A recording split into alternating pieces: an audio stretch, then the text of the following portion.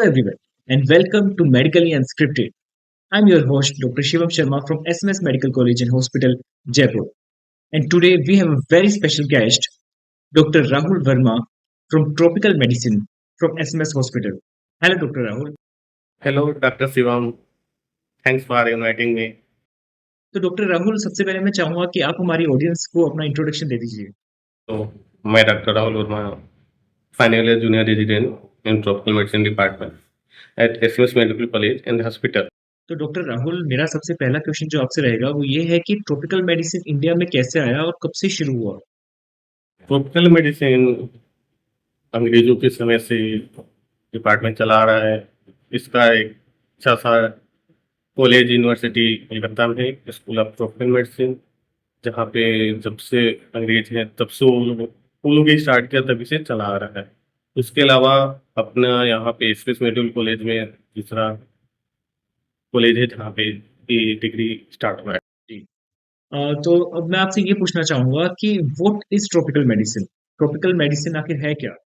Mainly tropical medicine means disease prominently found in tropics disease, which both infectious and non-infectious, but mostly in tropics regions infectious disease देखे जाते हैं। So mainly focus on infectious disease पे ही होता है।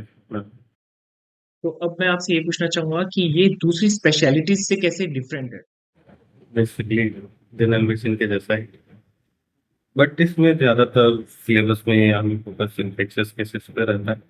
But ऐसा नहीं, non infectious disease भी पढ़ाया जाता है, देखा जाता है। फर्स्ट हम लोग का 6 मंथ तो जनरल मेडिसिन के डिपार्टमेंट में ही गया है। उसके बाद से अपने डिपार्टमेंट में आए, तो वहाँ पे मेनली फीवर या अदर इन्फेक्शन डिजीज को वार्ड में भर्ती किया जाता है। इसके अलावा हमारा रोटेशन भी सेम जनरल मेडिसिन की तरह ही है, जैसे neuro, cardiac, gastro, nephro, etc other department जैसे उनमें होता है। ज़्यादा तो डिफरेंस तो नहीं है, बट इसका एक मेन डिफरेंस है कि इन्फेक्शन से बच सकते रहना है। Thank you so much Rahul for this insight. अब मैं आपसे ये जानना चाहूंगा कि ये पेशेंट केयर में कैसे हेल्प करता है। पेशेंट के तो other branch, other clinical branch की तरह ही, जैसे सारे डिपार्टमेंट में पेशेंट भर्ती होते हैं वैसे अपने डिपार्टमेंट में भर्ती होते हैं। सारे इन्वेस्टिगेशन किए जाते हैं, सारे ट्रीटमेंट दिए जाते हैं। ऐसा कुछ डिफरेंस नहीं है। क्लिनिकल जैसे सारे डिपार्टमेंट वैसे अपना भी डिपार्टमेंट वैसे चल ही रहा है, चलता है, तो कोई डिफरेंस ज़्यादा नहीं है। तो फ्यूचर स्कोप्स क्या है ट्रॉपिकल मेडिसिन के after your MD tropical medicine और after post graduation in tropical medicine. Future point of view से देखा जाए तो अपने पास तो एक ही ऑप्शन बचता है कि एसएस डीएम इन्फेक्शन डिजीज से कर सकते हैं, बाकी कोई डिपार्टमेंट में ब्रांच से तो नहीं कर सकते। तो यदि किसी को एसएस करना है, इन्फेक्शन डिजीज कर सकता है, और उसका तो अलग से इसको अच्छा से स्कोप है, क्योंकि अभी बहुत कम सारे इन्फेक्शियस डिजीज स्पेशलिस्ट हैं इंडिया में। जी। वो यदि आप चूज करना चाहते हो तो कर सकते हो, सबका अपना अपना।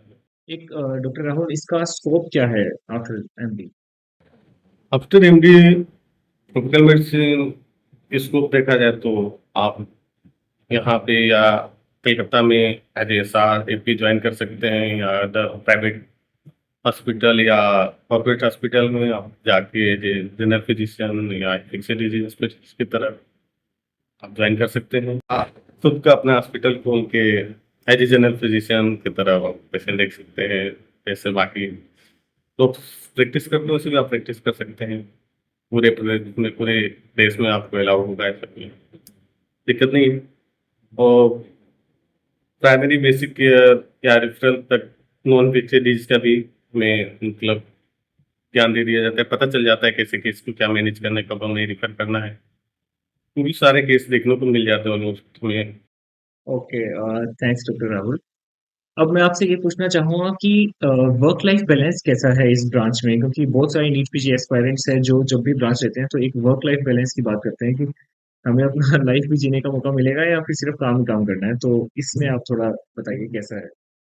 वर्क लाइफ बैलेंस तो मुझे नहीं लगता कुछ खास अच्छा है, क्योंकि बाकी जैसे क्लिनिक पर डॉक्टर हमेशा बिजी रहते हैं, वैसे आपको बिजी रहना पड़ सकता है, इमरजेंसी अटेंड करना पड़ सकता है, नाइट ड्यूटी करना पड़ सकता है, आईसीयू में भी रहना पड़ सकता है। तो ऐसा कुछ अच्छा वर्क लाइफ बैलेंस के हिसाब से सही नहीं, बट एज ए आप डॉक्टर कुछ करना चाहते हो तब तो ठीक है, कोई दिक्कत नहीं है। आप सब कुछ करने के लिए इंटरेस्टेड हो, कोई दिक्कत नहीं है। ओके, तो अब मैं ये जानना चाहूंगा कि after your MD tropical medicine आपकी सैलरी क्या होगी, जो बहुत सारे पीजी स्टूडेंट से जानने के लिए बता बोलते हैं कि अर्निंग कितनी है आपकी। तो प्राइवेट और गवर्नमेंट में आपकी सैलरी कैसी होगी इसमें?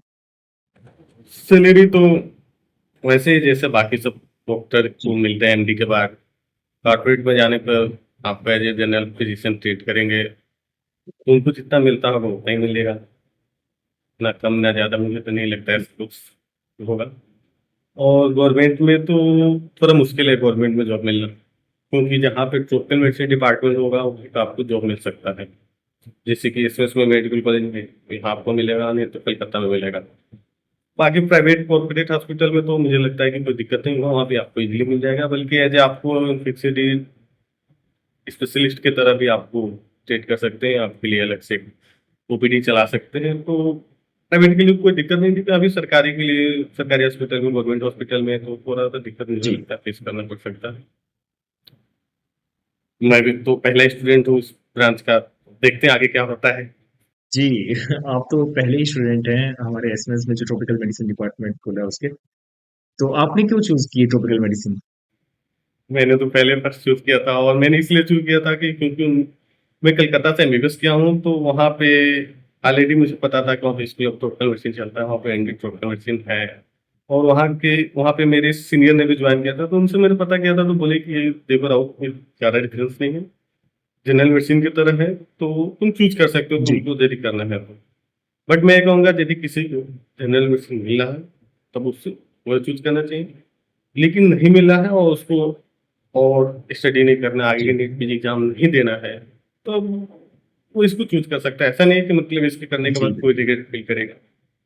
आप as a general physician practice करना चाहते हो तो बहुत अच्छा आपका चल सकता है, या आप डीएम एम फिक्स कर सकते हो, उसमें कोई दिक्कत नहीं है।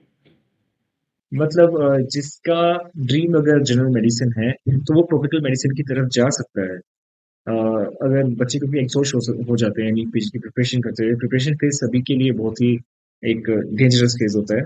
और फैमिली के लिए भी फैमिली प्रेशर भी होता है, पीयर प्रेशर भी होता है, आपके फ्रेंड्स भी कहीं पीजी कर रहे होते हैं या फिर कहीं जॉब लग चुके होते हैं। तो आप ट्रॉपिकल मेडिसिन को इस तरह से ले सकते हैं डेफिनेटली। Thanks doctor Rahul. अब मैं चाहूंगा आप एक जो नीट पीजी एस्पायरेंट्स हैं हमारे उनके लिए कुछ बताइए कि कैसे काउंसलिंग करनी चाहिए या किस तरह से उनको मतलब ट्रॉपिकल मेडिसिन की तरफ क्यों जाना चाहिए उनको।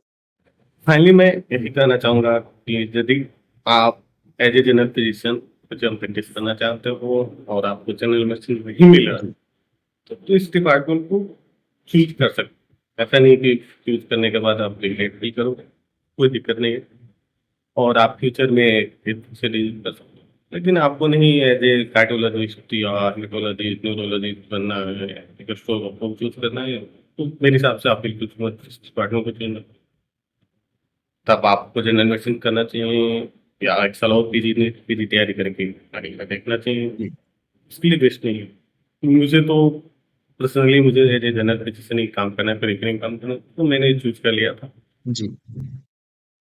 जी। Thanks doctor Rahul. बहुत अच्छा लगा आपसे बात करके। और सभी नीट पीजी एस्पायरेंट्स को मैं यही कहूंगा कि आपको बहुत सारी ब्रांचेस है, अब हमें उसके बारे में एमबीबीएस में नहीं बताया जाता है। तो इसीलिए हमारी ये सीरीज है माय ड्रीम ब्रांच। और इसको देखने के लिए सब्सक्राइब करें medically unscripted for upcoming videos. Thank you so much.